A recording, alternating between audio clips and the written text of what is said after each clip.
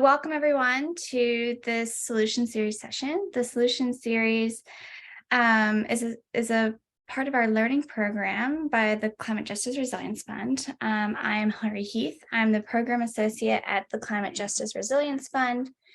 I think you all know me. Today's session is being led by Aminul at the Coast Foundation. The Coast Foundation is one of our partners that are working in coastal Bangladesh.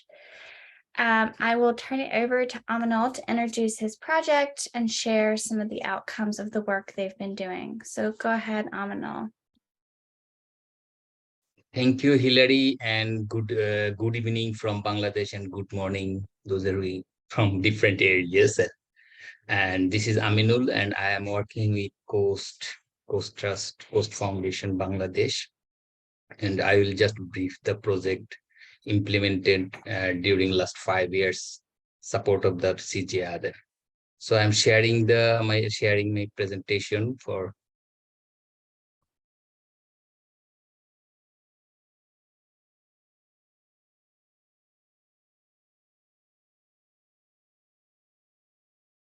I think you can see. We can. Okay. Thank you so much. Before going the presentation, I think we need to introduce the organization, our organization Coast. And Coast has basically emerged in 1908 after a transformation of a project in Bhola district, which is implemented by an international NGO called ActionAid International. And ActionAid International had gone in Bhola district in 1984, and there they have implemented a project, and in 1998 they have phased out, and then it's had local NGO named Coast Foundation. And now this Coast has expanded activities in 11 districts in coastal areas, and more than 150,000 families are included under different development programs. And especially Coast is doing microcredit program for coastal community and their economic and empowerment. And Coast believe that economic empowerment is one of the fundamental indicator to realize other ambition of the people. And along with Coast desire, they have a vision to achieve financial sustainability itself organization. And Coast always committed and it's mandate to work in coastal area, especially Coast as working more. This is our Coast uniqueness to work in a remote areas where government service is very hardly available. And this is the Coast uniqueness to work with coastal communities and remote and vulnerable area and vulnerable community as the first priorities community for any development activities.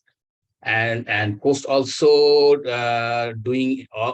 implement all its activities through integration of disaster preparedness, as Coast is working in the coastal area where communities are most vulnerable. So disaster preparedness is one of the integrated issue with all development activities. Coastal communities mostly vulnerable due to the climate change and disaster. And now climate change impact are intensify the disasters in coastal area. So that we think that resilient issue come forward beyond the adaptation of against climate change impacts.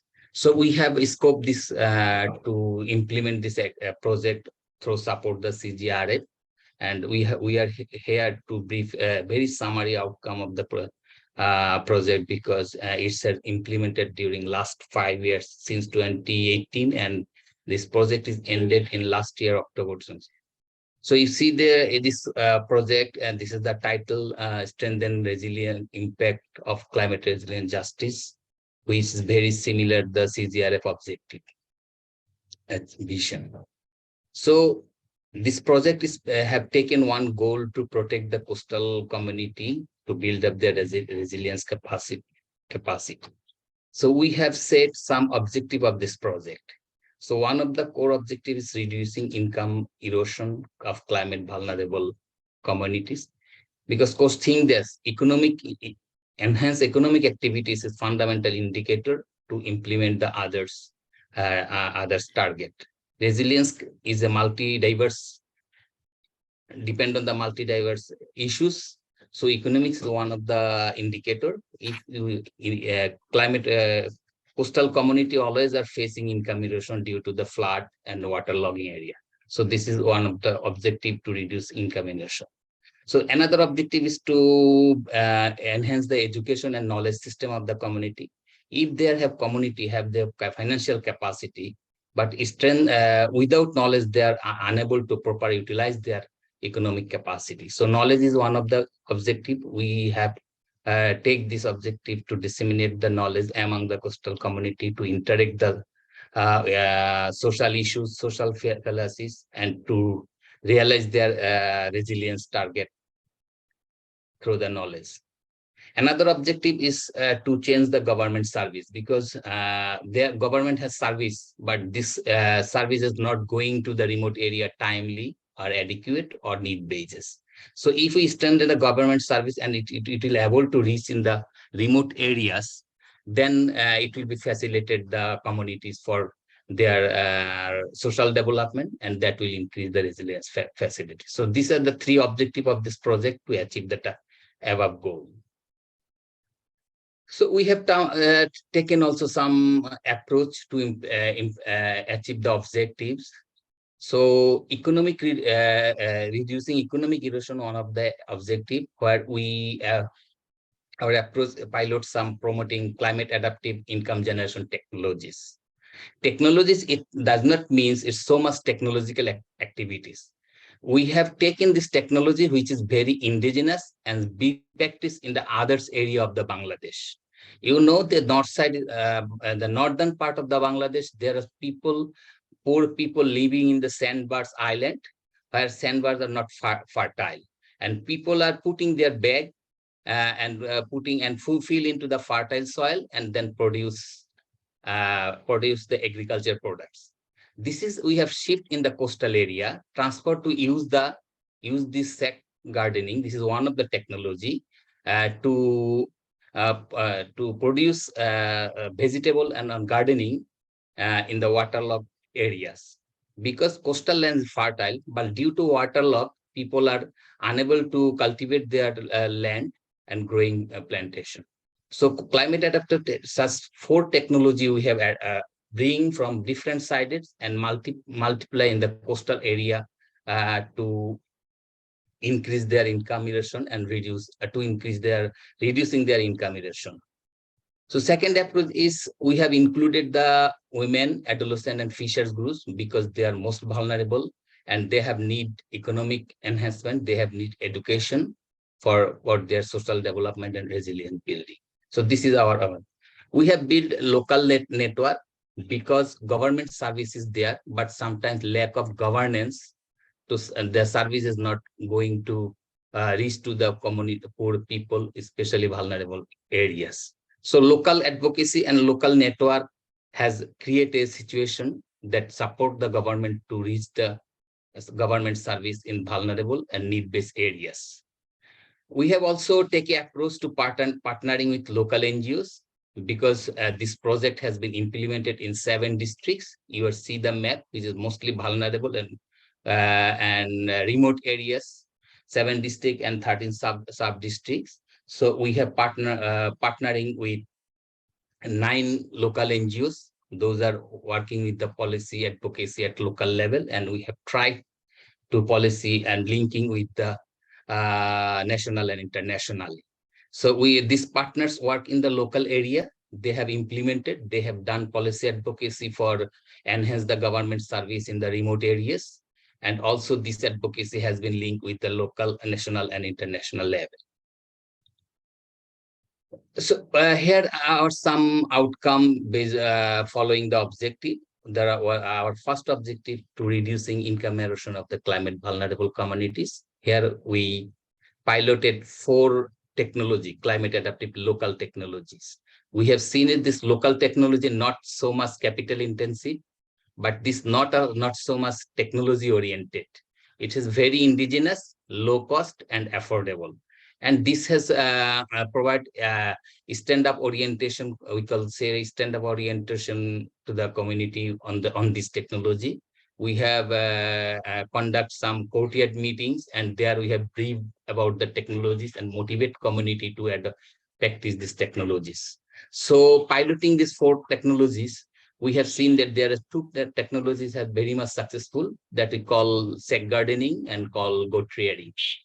So piloting all this technology and implemented technology, we have seen that there are 8,600 families have adopted technology by their own investment, because technology is very low cost and affordable there.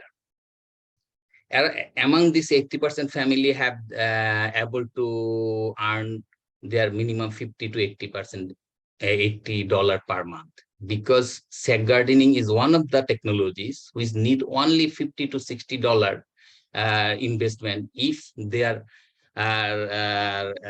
planning to go produce their consumption level vegetable, and if they have intent to sell a small amount of vegetable in the local market and earning $5 to $10 a week, and then.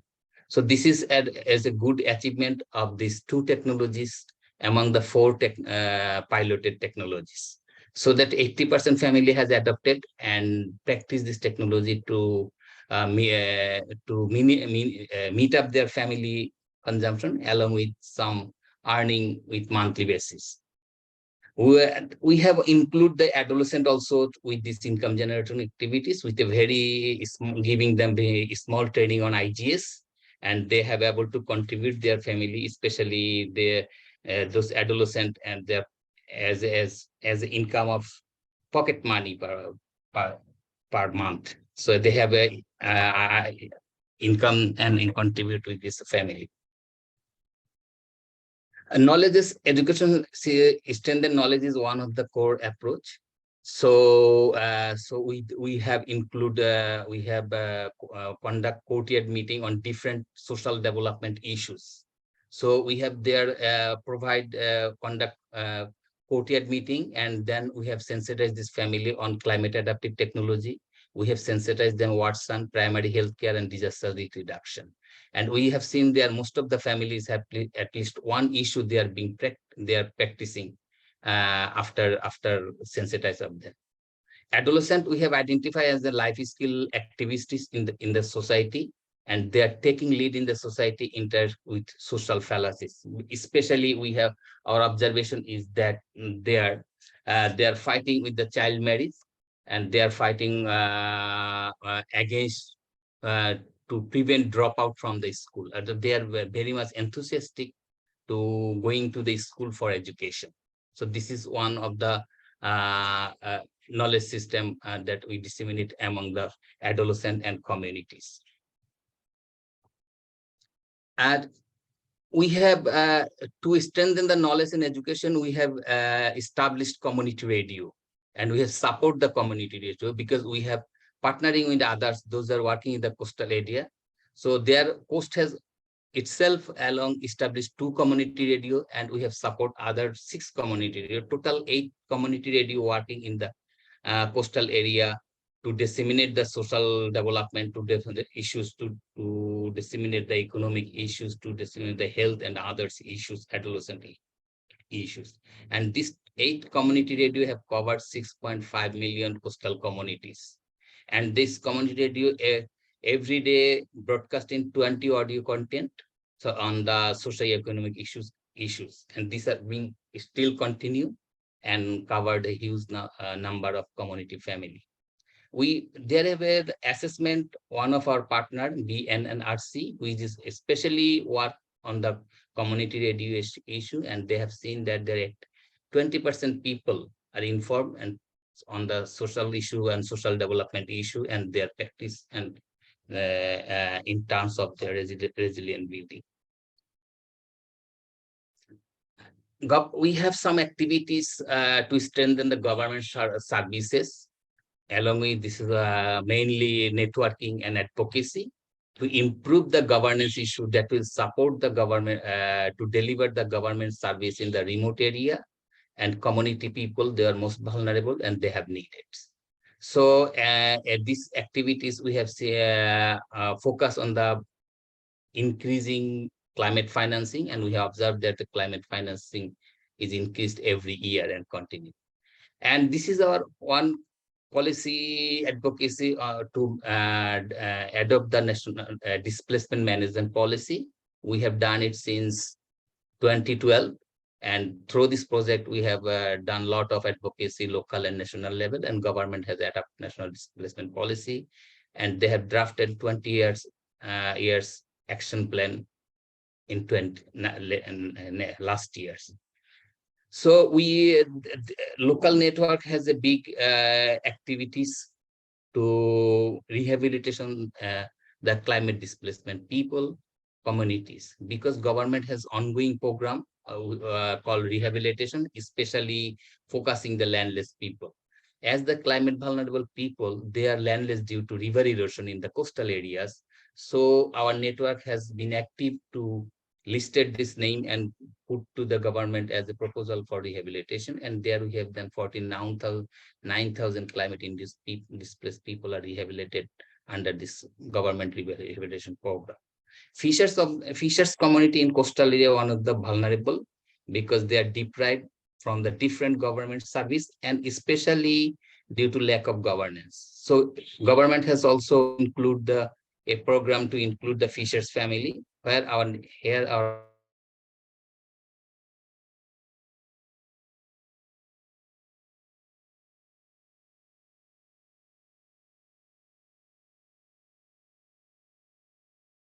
because there is a political pro-biasness is working, so that we have tried to make it very neutrally. So exact people, those are fishers family, have to include. And this 7 district, there are 3 lakh people, 300,000, 346,000 poor fisher family are listed to receiving the social safety net program under government services. So network and advocacy has has contributed a great role to strengthen the government service in remote and vulnerable areas. We have also some lesson on this here, because we have seen that we have able to get a success to income erosion as a very short term, because we are working in the very remote areas where people are interested to reduce their economic erosion in the family level, investing a small money. But while it comes from the large scale and a commercial purpose, they are not so much interested, because remote areas must disrupted is in case of transport and communication, so that here they are facing some losses in case of big investment on the agriculture production. That's why people are interested to produce their family consumption and local market selling. So long-term sustainability is, we have tried but failed due to market infrastructure. And this is one of our learning, as we are working with poor and community people. So we have provide them low cost and affordable technology that is benefited and effective for poor people. We do not we should not go for any high cost and most technology dependent resilient issues. Better low cost, and which is more low cost, low investment, and affordable, that will be effective and that will work for poor very easily. Financial capacity, despite having financial capacity, sometimes insufficient. This is our experience, because if we don't have knowledge, we cannot use our financial capacity as per need. So we are working with fishers community. They have enough financial capacity because they are collecting fish, they are catching fish and selling in the market. But they have money, but they cannot know how to use the money for their social development, especially education and health. So this is one thing. If we have financial capacity, along with knowledge should be have there. Local media, and also this is our experience, and the local media can play an effective role for socio-economic development. and even improving governance, because if local media work properly, so local governance is work properly. So, so that local media can have a big contribution to sensitize the community, disseminate the information that will sensitize, enhance the governance, and that will enhance the service effectively. So this our learning and challenge also. This is our short presentation of the outcome. Thank you for all. Can I stop here, Hilary? Yeah, thank you, Amanal. I'd like to open it up to questions now. If folks have questions they'd like to ask Amanal.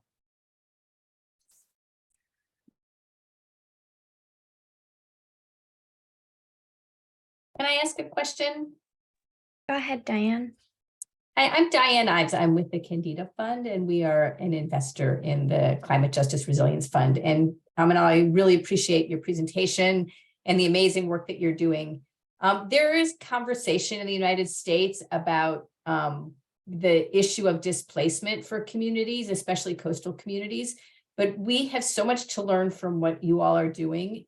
And one of the questions I have, and this may sound like an innocent question, and I'm sure it's a complicated answer, but when you think about trying to address displacement, do you think about communities as a whole needing to be moved, or do you think about individuals and families needing to be kind of moved to safer places? I'm just curious, like, what this size and scope of kind of displacement and relocation really looks like for you all, especially from the government level and what they're trying to address.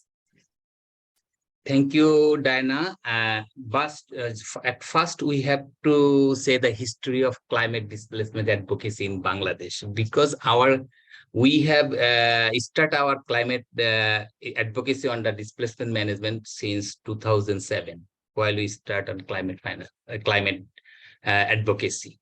But one thing, our government has very much skeptical, because they don't acknowledge there is a displacement happening in the coastal area, because this managing displacement is a very much political sensitive in Bangladesh. That's why people, our government not able to recognize politically and officially there are displacement. So if they have go to the management, they have to rehabilitation, and then political sensitivity will arise in the country. That's why there is still ignored. But our experience, due to COP and due to international pressure, government has adopted the displacement policy in 2019, because if they have attract donor money, if they have attract finance in the country for climate adaptation or climate change purpose, they have to have a plan. So this is the obligation. For following this obligation, they have drafted the plan. That's why these are now. But question is how government is very much enthusiastic and sincere to adopt this plan. This is the question we'll see in future. How it's come from how the displacement is happening in coastal area. Displacement is being happen in coastal and even non-coastal area, but we are focused on the coastal area as we are working there.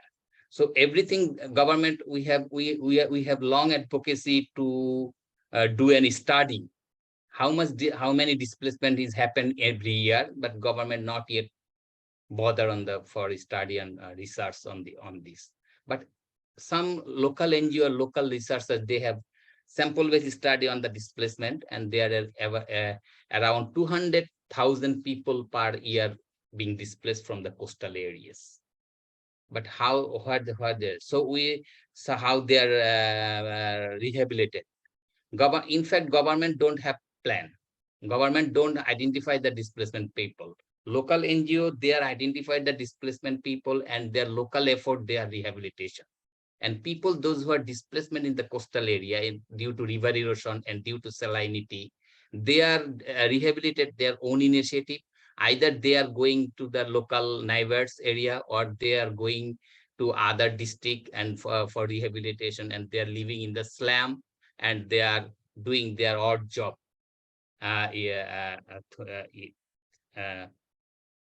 because they are not government due to lack of government initiative. So this is in current scenario. So due to as the government has dropped the plan, so we have created a scope to further advocacy to implement the action, focusing the displacement by research, identification, and rehabilitation plan. Government has prepared 20 years action plan, but we did not see it. It is a website, but this is a very hazy.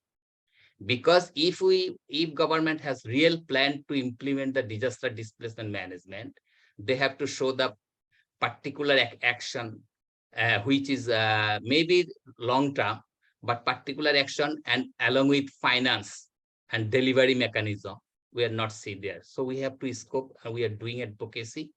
I am here, and I think many of our friends will raise their hand to talk on this issue. Thank you so much. I saw Diana's hand first, then Shahjahan, and then Ashish. So Diana, go ahead. Thank you, Amanal. I'm Diana Samarison. I'm a member of the new governing board of CJRF, so it's really great to hear about the work that CJRF is supporting. And we are actually coming to Bangladesh in February, so it's also wonderful to learn more about what is happening on the ground. My question was really, I guess I have two. One is about rehabilitation. You know, what does that mean to the government? What does it mean to the people that you're working with? It sounds like a nice word, but I don't actually understand what that means and what the goal is. And maybe that's what you were just saying, is that there's actually, it's not clear what the government means by rehabilitation. So if you feel like you've already answered that question, my other question is, I saw what your work is doing at the intersection of gender and youth, but I'm also curious about indigeneity and tribal peoples, and what you're doing at that intersection, if anything. I know that that's kind of a touchy area in Bangladesh.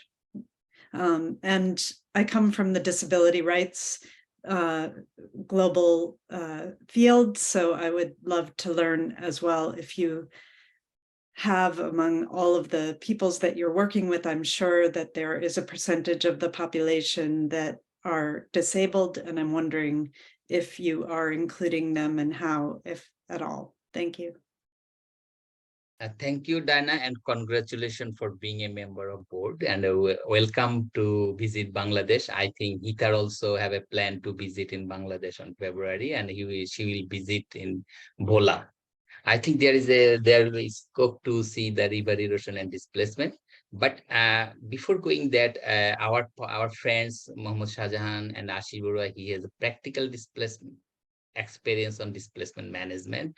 But we are doing policy advocacy, and we have some practical working experience through our microcredit program for displacement. As we have said our presentation, we are networking and advocacy at local level for displacement management. What is the mean by us and by government? This is two issues. I think government and our meaning of displacement is same.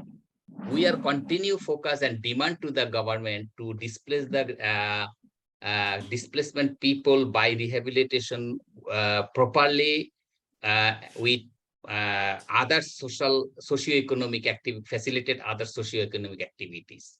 And we have, but this is our approach. We demand it for the government. Government will do a plan, identify the displaced people, and they will live it in a planned way. There will be housing facilities, socio-economic facilities, income generation, and education facilities in a planned way. But we did not see as government has doing this. They are doing lump sum gross activities.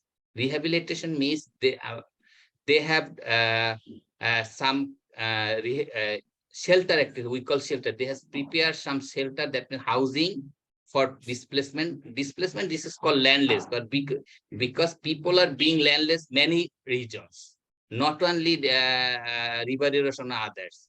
People are selling their land, they are becoming landless. People are becoming selling their land and they don't have land. But while people are displaced due to river erosion, waterlogging, and salinity, this should be identified differently and their treatment is different. Their rehabilitation system is different. But government only one activities to creating shelter where they are rehabilitated landless people. But as we don't have any scope, so we have giving the list to the government to rehabilitation the government shelter activities.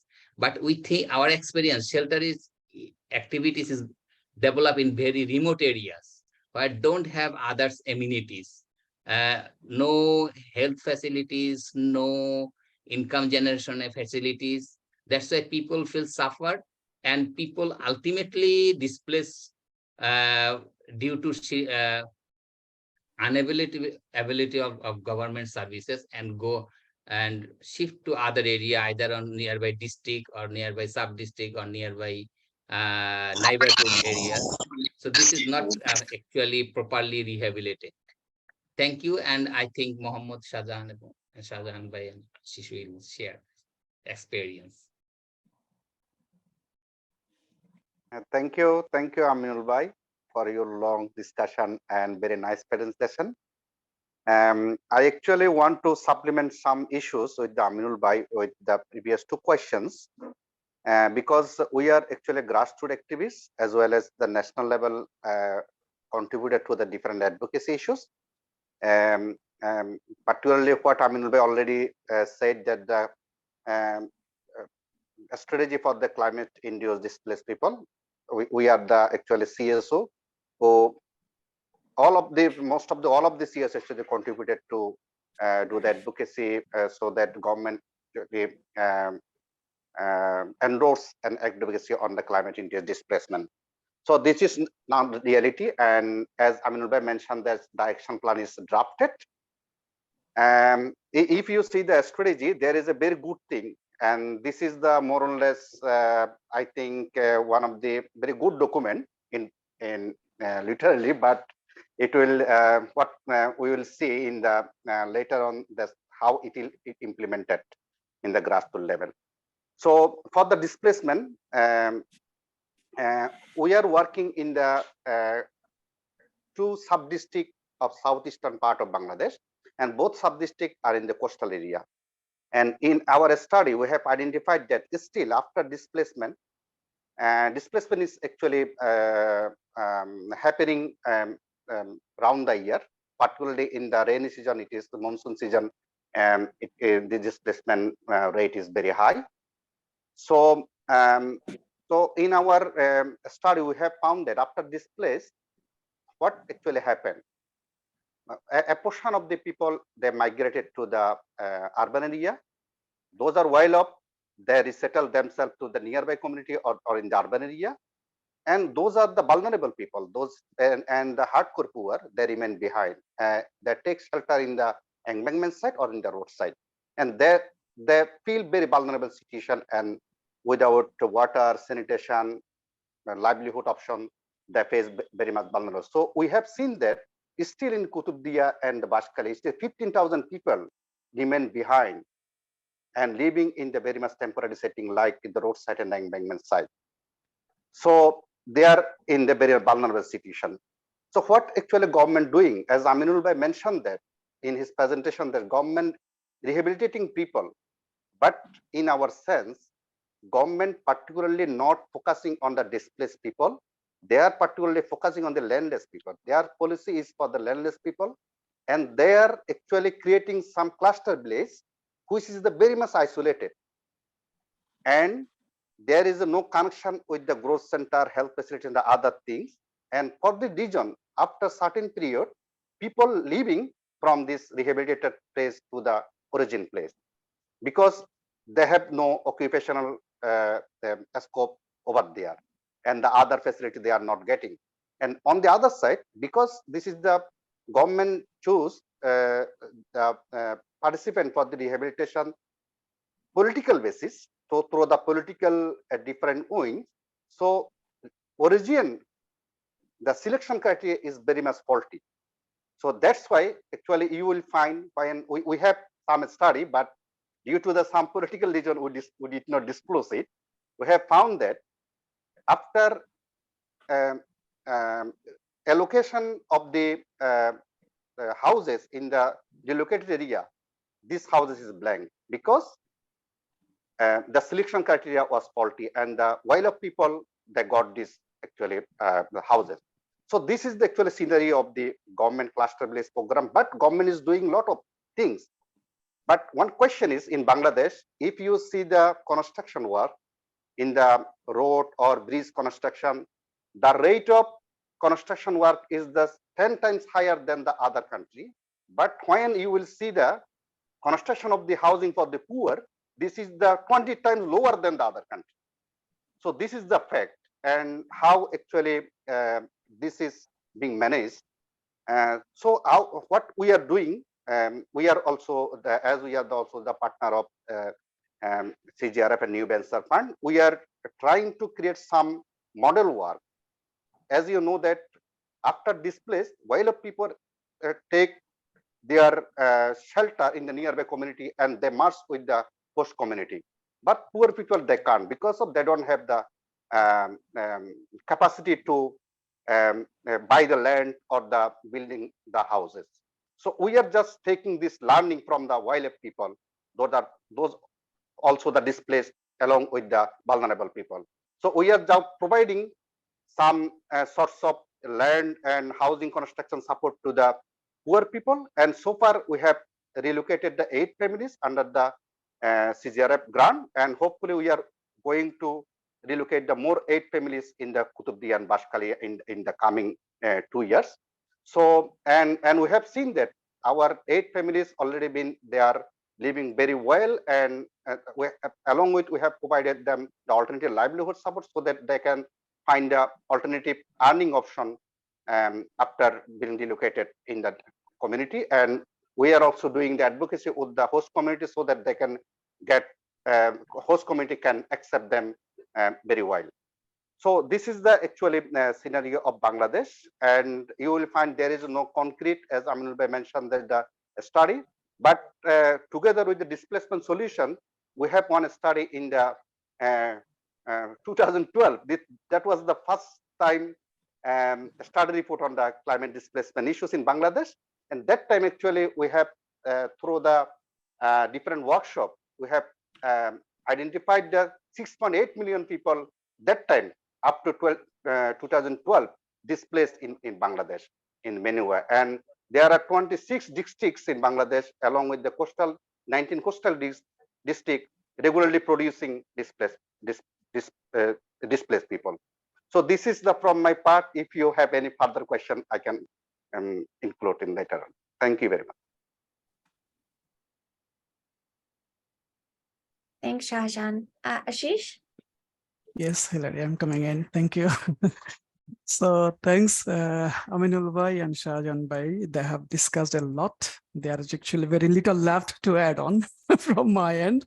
But yeah, I'm interested to talk from my end because Diane's question is really interesting. She wanted to know the whole dynamics, how the community migration is happening or its individual end. So just to add on that, there is different dynamics in the context. And even as we say, we almost all the organizations are working coastal areas, but even in the coastal areas, from district to district, from sub-district to sub-districts, the content varies greatly.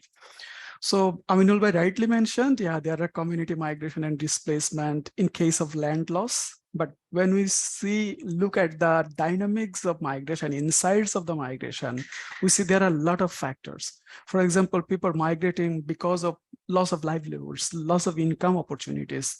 So what we are finding even a single member is migrating from a family even.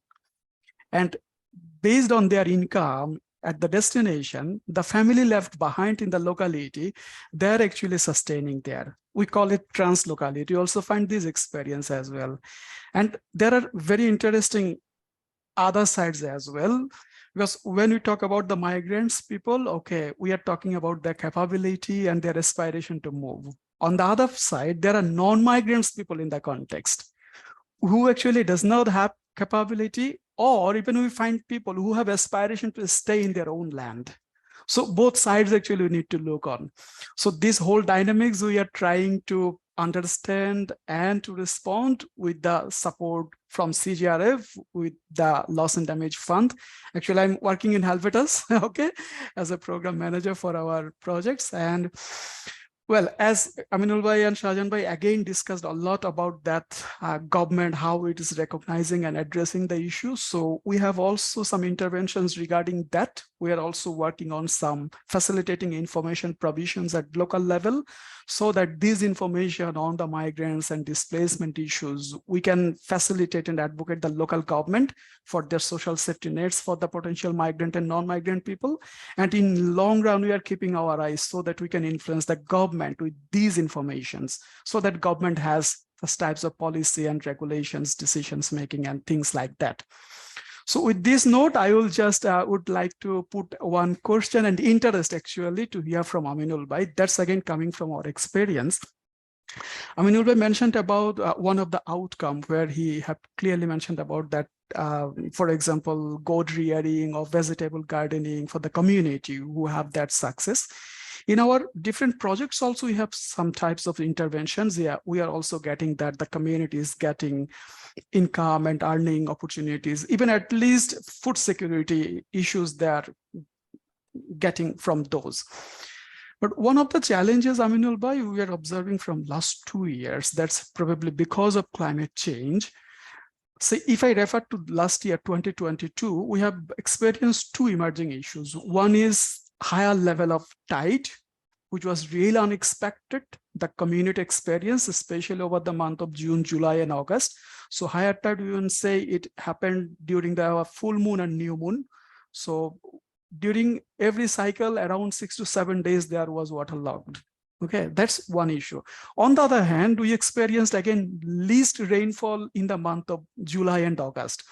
So both has impacted that type of vegetable rearing. For example, during that season, you know that in Bangladesh, we get that production of snake gourd, gourd, spinach, red amaranth like this, which is actually almost the basic homestead gardening for those type of community are facilitating. But we in our area found that the community are being impacted because of those higher level of tide and on the other hand, least rainfall. Did you observe such types of any impact in your community? Just if you have observed and if you feel free to share the experiences. Thank you, Emmanuel Bhai. Over.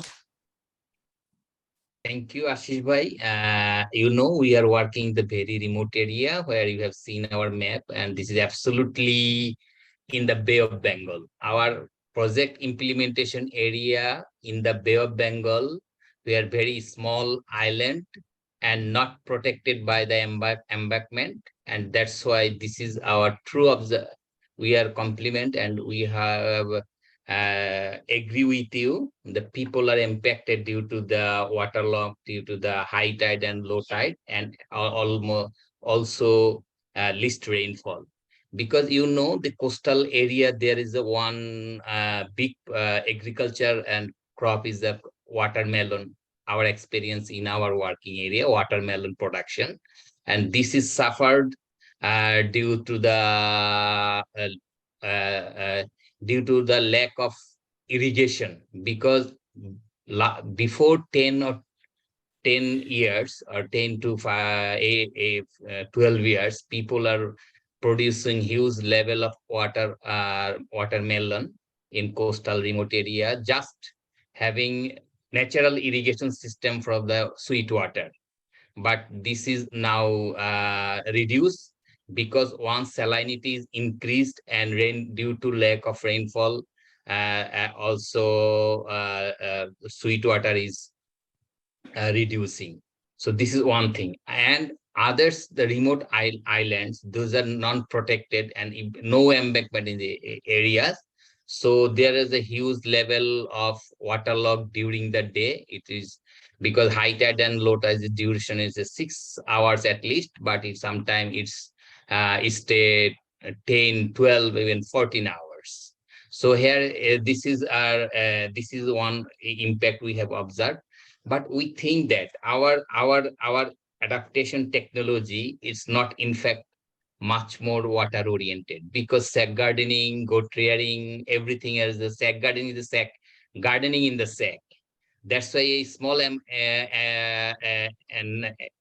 quantity of water needed for sack gardening, but this is not impact. But while people are going to large scale investment through the sack gardening, because we have seen those have capacity, they are going for large scale production through the sack gardening. That's why its impact is visible and appearance due to the rain water scarcity also.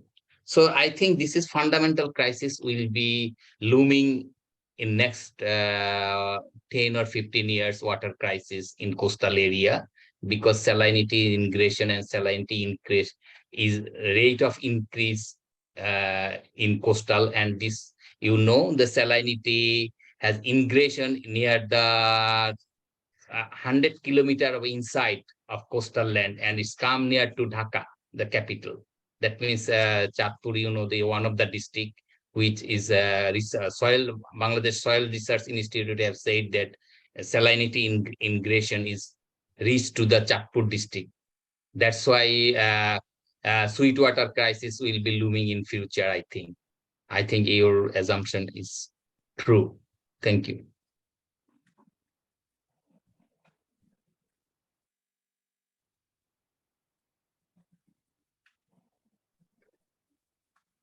Are there other questions? We have about 10 minutes left.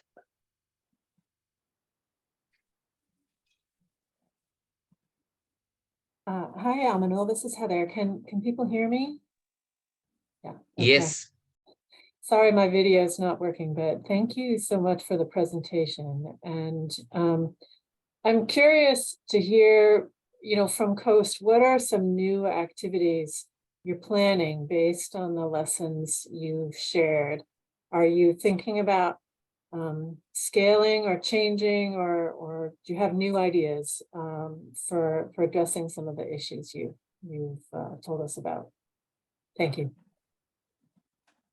Thank you, Heather. Our new activities, we have to think that adolescent is the one of the core stake in our coastal community, because adolescents are most vulnerable and they are suffering both socially, especially education, child marriage, and others.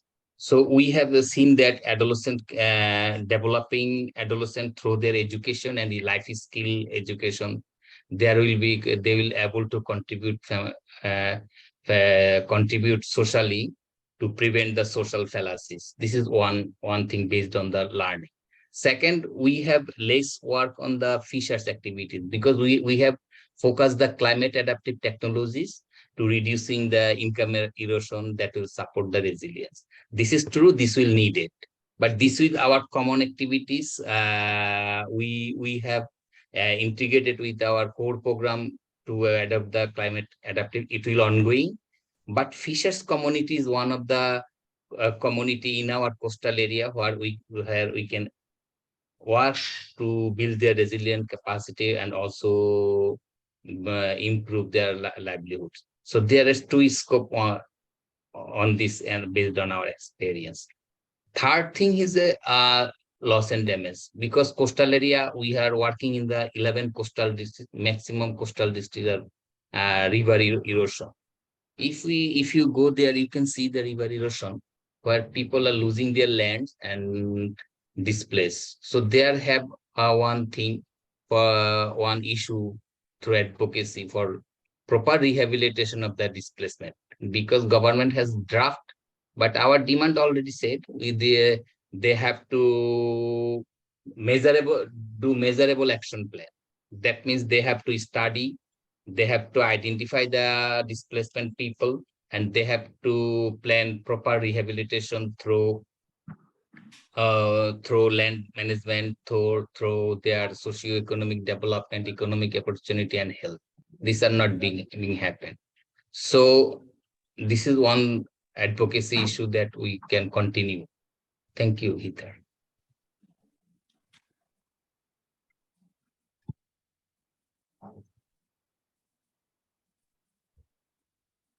Aisha. Hi, Amino. Thank you so much. This was really fascinating. And it was so nice to have several Bangladesh partners on the call so that we could hear different perspectives on the same issues. What you just raised as those three issues that you would like to take forward, engaging youth and adolescents, continuing to work with the fishing community, and the issue of displacement. To me, one of the threads that runs through all of these seems to be livelihoods. I mean, youth may not be able to continue their traditional livelihoods that their parents and grandparents were involved in, especially if it is the fishing industry. And I assume that the fishing industry is going to be severely impacted by, the changes that are happening along the coastline. And then with displacement, again, linked to fishing, they may need to have different livelihoods. So I'm just wondering whether livelihoods are a theme or an issue that Coast is going to be actively working on in terms of, helping people assess what their options are for different livelihoods and, provision of training or support in other ways for alternative livelihoods. Thank you.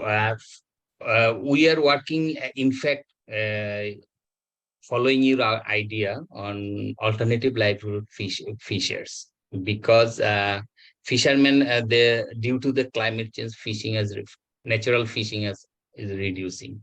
Second, fishing is become commercialized and capitalized. That means poor and marginal fishers, they are deprived their rights for fishing rights.